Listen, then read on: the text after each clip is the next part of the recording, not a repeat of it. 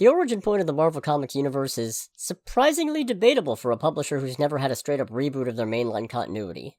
Recently, Marvel's taken the position that the universe started, in a metatextual sense, with the creation of Jim Hammond, the original Human Torch, which would also include Namor's debut by default, I think, but technically that was back when the publisher was still known as Timely.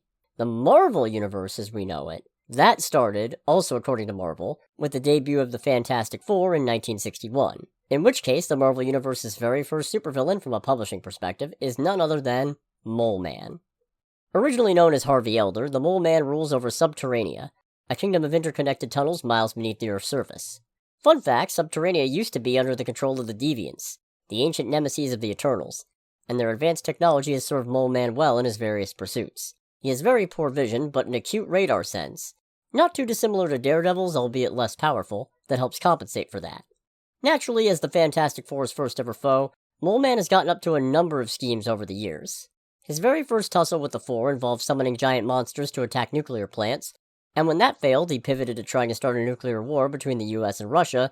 Are we sure this guy isn't secretly the Molecule Man, or Radioactive Man? Because, I'm just saying. Puns.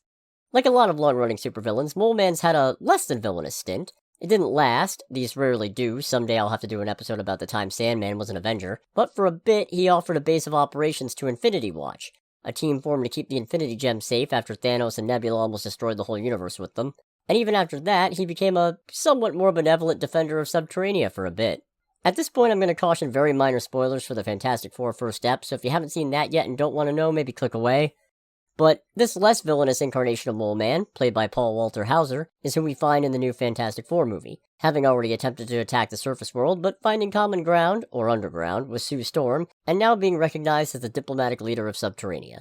Time will tell if he backslides, rockslides, into villainy in the movies, but with how many villains the Four have already fought, I actually wouldn't be surprised if this one sticks. Next week, I never really got a chance to talk about anything from Peacemaker when the first season came out. I honestly don't remember if I was doing the show at this point. I think we'll do that.